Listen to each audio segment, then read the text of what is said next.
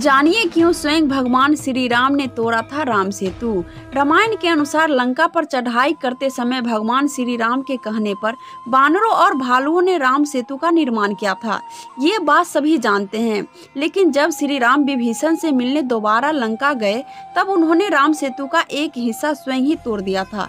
ये बात बहुत कम लोग जानते हैं। इससे जुड़ी कथा का वर्णन पद्म पुराण में मिलता है।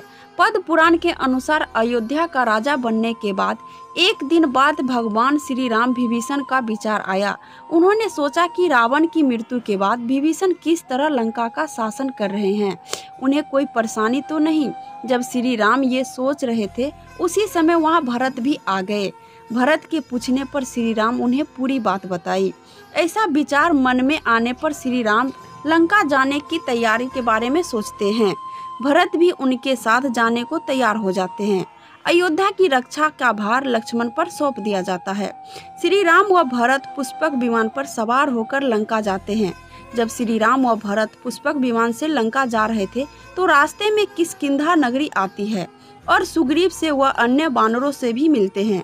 जब सुग्रीव को पता चलता है कि श्री राम व भरत विभीषण से मिलने लंका जा रहे हैं तो वे भी उनके साथ चले जाते हैं। रास्ते में श्री राम भरत को वह पुल दिखाते हैं जो बानर व भालुओं ने समुद्र पर बनाया था।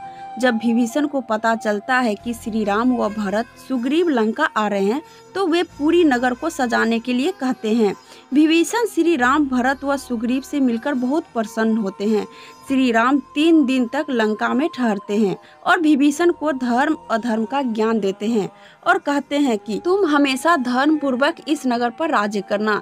जब श्री राम पुनः अयोध्या जाने के लिए पुष्पक विमान पर बैठते हैं तो विभीषण उनसे कहते हैं कि श्री राम, आपने जैसा मुझे कहा था धर्म पूर्वक राज्य करूंगा, आपके आज्ञा का पालन करूंगा, लेकिन इस सेतु के मार्ग से जब मानव यहाँ आकर मुझे सताएंगे उस स्थिति में मुझे क्या करना चाहिए। विभीषण के ऐसा कहने पर श्री राम ने अपने बाणों से सेतु के 2 टुकड़े कर दिए, फिर 3 भागों करके बीच का हिस्सा अपने बाणों से तोड़ दिया।